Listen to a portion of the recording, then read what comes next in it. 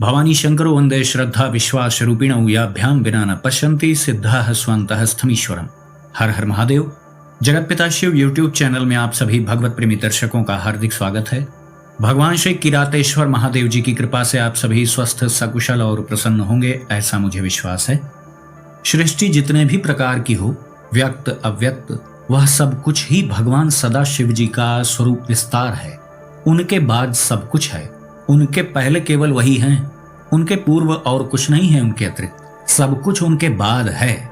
सबके अंतिम भोक्ता भी भगवान सदा शिव जी ही हैं, जिनकी इच्छा मात्र से ही अव्यक्त प्रकृति भी व्यक्त होती है। सृष्टि होती है, सृजन का कार्य आगे बढ़ता है, फिर विनाश के भी देवता वही हैं, हर रूपों में वही विद्यमान है। बापों के बाप हैं, सबसे बड़े ईश्वर हैं, परमेश्वर हैं, तो सबसे बड़े भक्त भी महादेव जी हैं। इसको उन्होंने सिद्ध भी किया है। वैसे आप देखें तो भगवान शिव के जो प्रियगण हैं नंदी जी, वह भी रुद्रावतार ही हैं। भगवान महादेव जी का ही अवतार नंदी जी हैं और वह भगवान शिव जी के ही भक्त हैं। यहाँ पर आप कह सकते हैं कि भगवान शिव जी के जो नंदी रूप में अवतार हैं वह शिव जी के ही उपासक हैं, अपने ही स्वरूप का पूजन वो स्वयं कर रहे हैं। वैसे तो दुर्वासा ऋषि भी भगवान महादेव जी के ही अंशावतार हैं और वह शिव उपासक हैं। तो यहाँ पर कोई कह सकता है कि शिव जी के ही अवतार हैं और अपनी ही पूजा कर रहे हैं, इसमें कौन सी बड़ी भक्ति हो गई। तो लीजिए, फिर महादेव जी ने इस बात को भी सिद्ध करने के लिए हनुमान जी का अवतार ले लिया। अब लीजिए, हनुमान जी कौन सा शिव जी की भक्ति करते हैं? वो तो भगवान श्री रामचंद्र जी के सर्वश्रेष्ठ भक्त हैं। आज तक हनुमान जी से बड़ा भक्त कोई न हुआ है और न कभी हो सकता है, और वह महादेव जी का ही स्वरूप है। सृष्टि का सर्वश्रेष्ठ भक्त होना भी यह साधारण व्यक्ति का कार्य तो है नहीं, यह इतना उच्च पद है कि इस पर महादेव जी के अतिरिक्त और कोई शोभायमान भी नहीं हो सकता। हनुमान जी का अवतार भगवान महादेव जी के अतिरिक्त और कौन ग्रहण कर सकता है? तो सर्वश्रेष्ठ महादेव परमेश्वर भी वही हैं, सबसे बड़े सृष्टि के भक्त भी वही हैं, और रुद्रावतार हनुमान जी श्री राम प्रभु के भक्त हैं। यहाँ आप यह भी नहीं कह सकते कि वो तो अपने ही स्वरूप का पूजन कर रहे हैं, तो मैं कैसे मान लूं बहुत बड़े भक्त हैं। तो प्रभु हर रूप में विद्यमान है ना, व्यक्त अव्यक्त सब कुछ प्रभु का ही स्वरूप है। तो इसीलिए प्रभु आपको चित्र विचित्र रूपों में किसी भी स्वरूप में दिख जाते हैं। जो प्रारंभिक स्तर के साधक हैं उनमें बहुत से लोग संशयात्मक बुद्धि वाले होते हैं। वह इस प्रकार का प्रश्न बहुत करते रहते हैं कि सृष्टि का अंतिम स्वामी कौन है, कौन सबसे बड़ा भगवान है। जितने भी पुराण पढ़िए तो उसमें भी अलग अलग देवी देवताओं की महिमा बताई गई है। कहीं पर श्रीहरि को ही सर्वश्रेष्ठ बताया गया है, कहीं माँ जगदम्बा को सर्वश्रेष्ठ बताया गया है, कहीं गणेश जी की ही महिमा गाई जा रही, कहीं श्री राम प्रभु की, कहीं श्री कृष्ण भगवान की। कम से कम यदि आप शिव भक्त हैं तो आपसे यह अपेक्षा तो रखी ही जाएगी ना कि आप संशय से रहित हो जाएं। जो बुद्धि भगवान शिव जी की भक्ति में लगी होगी वहां संशय का कोई स्थान नहीं। मैंने प्रारंभ में ये बातें आपको इसलिए बताई कि आप देखें और समझें। यह कोई ऐसे सैद्धांतिक रूप में बस नहीं कह दिया गया कि प्रभु सब कुछ हैं, उन्हीं का स्वरूप विस्तार सब कुछ है, व्यक्त अव्यक्त नहीं। इसको आप देखें और अनुभव करें। हर रूपों में महादेव जी। जैसे बाधा दौड़ होती है ना, जो बीच बीच में हर्डल आते रहते हैं, एक ऐसी बाधा दौड़ होती है। विभिन्न प्रकार के बीच में उसमें बाधाएं आती रहती हैं।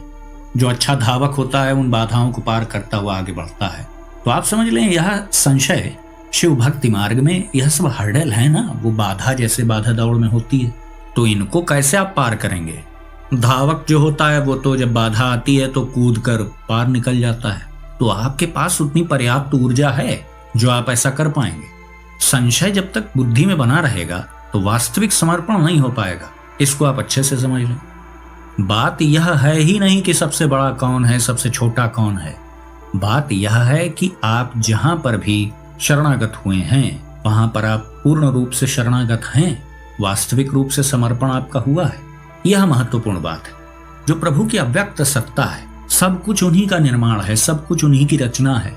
अपनी चित्त वृत्ति के अनुसार सब अपने अपने देवी देवताओं को भजते हैं। यद्यपि गृहस्थ आश्रम में तो सभी को पंचदेवों का पूजन करना है। श्री गणेश जी, सूर्य देवता, माता जगदम्बा, श्री हरि, महादेव जी, इन पांचों का पूजन तो सभी गृहस्थों को करना है। लेकिन सबके अपने अपने इष्ट देव भी होते हैं ना, इष्ट तो कोई एक ही होता है। तो मूल बात यह है कि हम शंका न करें, संशय में न रहें, अपने इष्ट के प्रति दृढ़ विश्वास पूर्ण हो हम। अब यहीं पे बात आती है कि यह सब योग्यताएं कैसे आएंगी, तो उसकी कुछ विधियां विद्वानों ने बताई हैं। यह सब बातें शास्त्रों में भी बताई गई हैं क्रम से, और जो पहले बड़े बड़े महापुरुष हो चुके हैं उन्होंने पहले ही सब कुछ विस्तार में बता दिया है। हम लोग तो बस आपको रिमाइंड करा रहे हैं।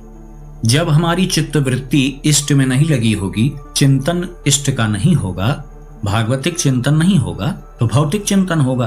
तो जब भौतिक चिंतन होगा तो आप यह कल्पना भी कैसे कर सकते हैं कि आप वास्तविक रूप से शरणागत हो जाएंगे, दृढ़ भक्ति आप प्राप्त कर लेंगे। जो 24 घंटे समर्पित हैं उनको तो बीच बीच में झटके लग जाते हैं, उनकी भी चित्त वृत्ति बीच बीच में डामाडोल हो जाती है। तो जो लोग इष्ट का चिंतन नहीं करते हैं, भौतिक चिंतन में प्रवृत्त रहते हैं, तो उनकी फिर आप कल्पना कर लीजिए। तो इष्ट का चिंतन सर्वाधिक महत्वपूर्ण है। अब आगे की जो बातें हैं, वीडियो का जो मूल विषय है श्रावण मास से संबंधित है, वो सबसे पहली अपेक्षा तो यही है ना कि अपने इष्ट के प्रति कोई शंका न हो। जो शंकाएं होती है ना वो बड़े लंबे समय तक बनी रह जाती हैं। यदि उनका सही समय पर निवारण न हो तो वो एक रोग की जैसी होती हैं। तो मूल विषय पर आते हैं। श्रावण मास को शिव भक्ति मार्ग का प्रवेश द्वार कहा जाता है। श्रावण मास से आप अखंड शिव साधना का प्रारंभ करें तो निश्चित रूप से साधना अपने लक्ष्य तक पहुंचती है। श्रावण मास में किया गया नाम जाप बहुगुणित होकर के फलीभूत होता है। नाम जाप का पहला कार्य है आपके संचित पाप कर्मों का नाश करना। धीरे धीरे जैसे जैसे पाप कर्मों की संख्या कम होने लगती है वैसे वैसे आपको अनुभव भी होते हैं। कुछ छोटे मोटे पाप कर्म तो नाम जाप से समूल नष्ट हो जाते हैं, और श्रावण मास में जो आप नाम जाप करते हैं उसका आपके अंतःकरण पर अद्भुत प्रभाव पड़ता है। यदि वास्तविक रूप से आपने दृढ़ संकल्प लेकर के साधना प्रारंभ कर दी है तो औपचारिकता के लिए कोई कुछ कर रहा है तो उसमें मैं क्या कह सकता हूँ। यदि आपका दृढ़ संकल्प है, प्रभु की प्राप्ति के उद्देश्य से आप साधना प्रारंभ करते हैं, श्रावण मास में निश्चित समय अवधि की आप साधना कर सकते हैं। कोई 11 दिन की साधना कर पाएगा, कोई 21 दिन की, कोई पूरे 1 महीने कर पाएगा। सबकी अपनी अपनी स्थिति है। और जो लोग अखंड शिव साधना करना चाहते हैं तो उनको तो प्रतिदिन जीवन पर्यंत मंत्र का जाप करना होगा, अपने इष्ट देव के मंत्र का जाप। सामान्य रूप से अखंड शिव साधना में लोग शिव पंचाक्षरी मंत्र का ही जाप करते हैं। तो अपने अपने लक्ष्य के अनुसार लोग श्रावण मास में साधनाएं प्रारंभ कर सकते हैं। बहुत से ऐसे भक्तगण हैं जो किसी मनोकामना पूर्ति आदि के उद्देश्य से शिव जी के निमित्त कोई अनुष्ठान करना चाहते हैं, तो वो लोग निश्चित समय अवधि का कोई भी अनुष्ठान श्रावण मास में कर सकते हैं। बहुत से लोग 40 दिन का अनुष्ठान भी करते हैं। उसमें जो आगे के 10 दिन होंगे वो भाद्रपद मास में यानी भादव मास में पूरे किए जाएंगे। यानी श्रावण के प्रथम दिन से साधना प्रारंभ होगी तो लगातार 40 दिन तक चलेगी। जिनका जैसा लक्ष्य हो, जैसी समय की उपलब्धता हो, उस अनुसार निर्णय कर सकते हैं।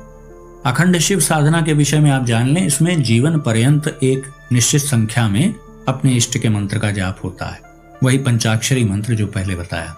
जाप न घटते क्रम में होना चाहिए न बढ़ते क्रम में होना चाहिए। प्रतिदिन एक सम संख्या में हमें जाप करना है। प्रतिदिन 5 मालाएं करनी है तो 5 मालाएं करनी है। ऐसा नहीं है कि कल 3 कर लिया, आज हम 2 और अधिक कर देंगे, या 3 दिन गैप हो गया तो हम किसी एक दिन बैठ के 15 माला कर दें। ऐसा नहीं है। सम मात्रा में जाप करना चाहिए, न बढ़ते क्रम में न घटते क्रम में। अब यहीं पे एक महत्वपूर्ण बात और भी है। संकल्प जो हम लेते हैं, यद्यपि जो भगवत प्राप्ति के उद्देश्य से साधनाएं करते हैं, इष्ट की प्राप्ति के लिए जो लोग साधनाएं करते हैं, उन्हें संकल्प लेने की आवश्यकता नहीं होती है। फिर भी पूरे जीवन पर्यंत चलने वाली साधना है, तो प्रभु का आशीर्वाद प्राप्त करने के लिए, उनकी कृपा प्राप्ति के लिए संकल्प की एक औपचारिकता की जाती है। शिवालय में जा करके अपने दाहिने हाथ में जल, अक्षत, पुष्प, कुछ दक्षिणा आदि रख करके आप संकल्प करें।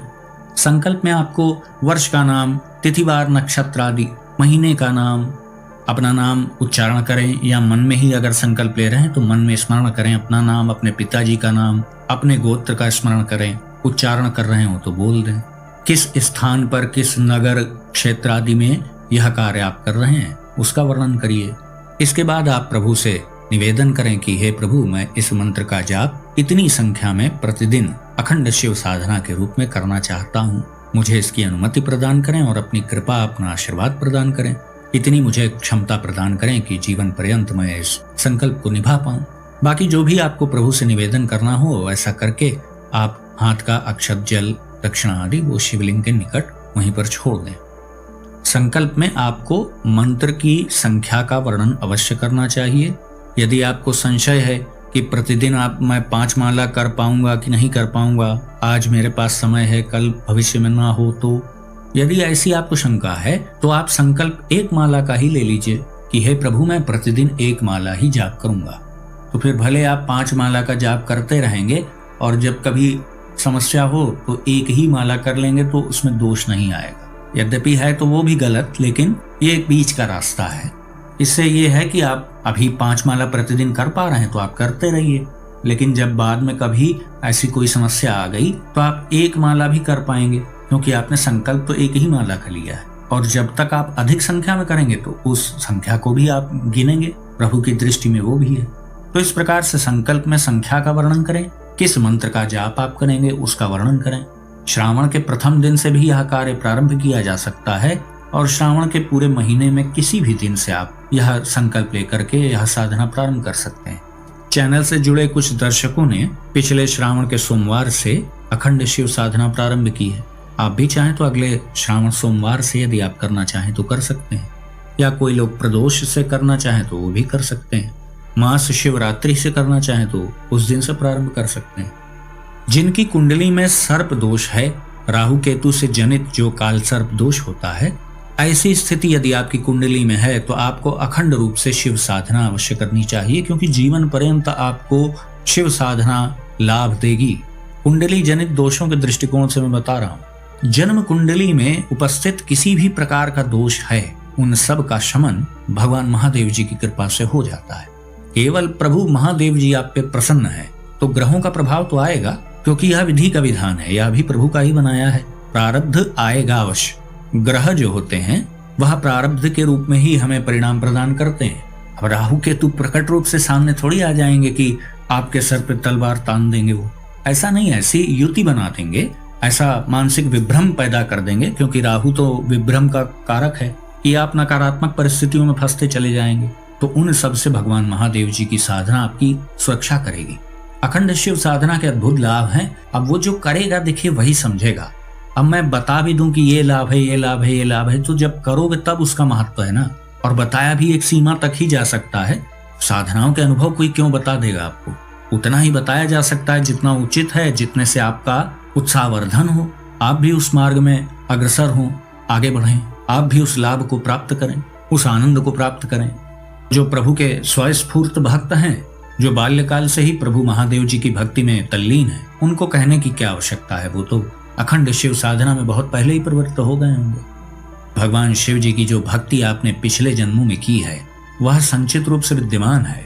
निर्धारित समय पर वह युति बनती है कि उसकी स्मृति आती है। इसीलिए आप देख लीजिए, केवल शिव भक्ति की ही बात करें तो आप देख लीजिए, कुछ बचपन से ही शिव भक्ति में तत्पर हैं, कुछ थोड़े बड़े हुए तो उस उम्र से तत्पर हो गए, कुछ युवावस्था में हुए, कुछ वृद्धावस्था में हुए। जो भली प्रकार से प्रभु की साधना में तत्पर हैं उनको आप देख लीजिए, सब एक ही आयु की अवस्था में ही प्रवृत्त नहीं हुए हैं। सबको अलग अलग अवस्था में स्मृति आई, सब अलग अलग अवस्थाओं में साधना में प्रवृत्त हुए। तो आइए मूल विषय की ओर आते हैं। संकल्प लेकर के आप शिवालय से वापस आ जाएं। यदि आप घर पे अपने पूजा स्थल में ही संकल्प करना चाहें तो वहां भी कर सकते हैं। फिर आपको जाप के समय एक शुद्ध घी का दीपक जलाना चाहिए। शुद्ध घी यदि उपलब्ध नहीं है तो तिल के तेल का या कुसुम्भ के तेल का प्रयोग कर सकते हैं। गोल बत्ती का प्रयोग करेंगे, जो सीधी बत्ती होती है, गोल बत्ती। एक पंचमुखी रुद्राक्ष की माला आपके पास होनी चाहिए, एक गोमुखी होनी चाहिए। एक कपड़े का होता है ना जिसमें हाथ डाल करके माला जाप किया जाता है। पंचमुखी रुद्राक्ष की जो 108 मनकों की माला होती है उसी पे आप जाप करेंगे। शुद्ध ऊन से बना हुआ आसन यदि मिल जाए तो वो तो सर्वश्रेष्ठ होता है। वो न हो तो आप कंबल का आसन प्रयोग कर सकते हैं। कुशा का आसन भी बहुत पवित्र होता है। सफेद रंग का आसन आप प्रयोग करें तो बहुत अच्छी बात है। तो इस प्रकार आप अपने संकल्प के अनुसार निश्चित संख्या में आप जाप करें। मुख्य मंत्र जाप करने के पहले और अंत में सदैव एक माला गणेश जी के नाम मंत्र की आपको अवश्य करनी चाहिए। जप के समय आप चाहें तो प्रभु को कुछ भोग भी प्रदान कर सकते हैं, कुछ मेवा आदि या मिष्ठान आदि या कोई भी ऐसा पदार्थ जो आप प्रतिदिन भोग लगा सकें थोड़ा सा प्रभु को, उसका प्रयोग कर सकते हैं।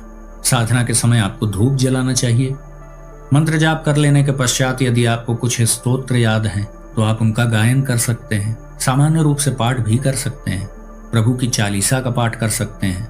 विविध प्रकार के शिव जी के स्तोत्र हैं, आपको उन्हें कंठस्थ करना चाहिए।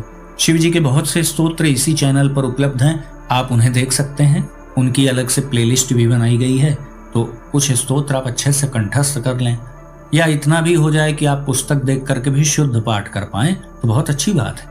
जाप के पश्चात पूजा के अंत में सदैव स्तोत्र का पाठ करना ही चाहिए, गायन करना चाहिए।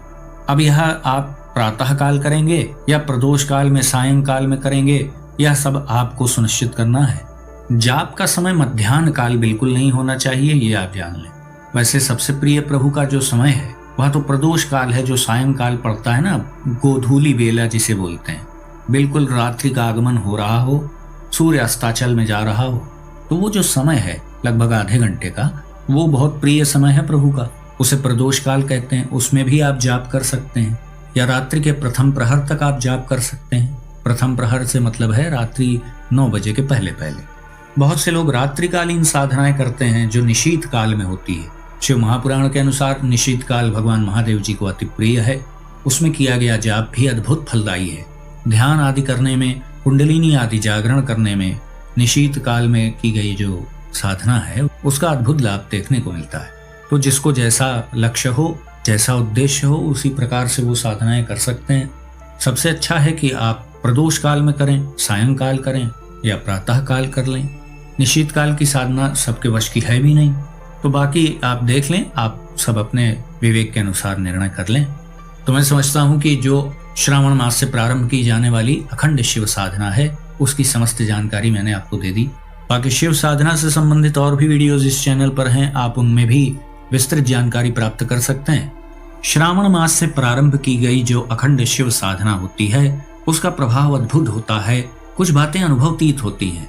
तो जो लोग इस श्रावण मास में मनोकामना पूर्ति के उद्देश्य से कोई अनुष्ठान कर रहे हैं या करना चाहते हैं, या अखंड शिव साधना में जिनकी रुचि है, उनको इस वीडियो से अवश्य ही लाभ प्राप्त करना चाहिए।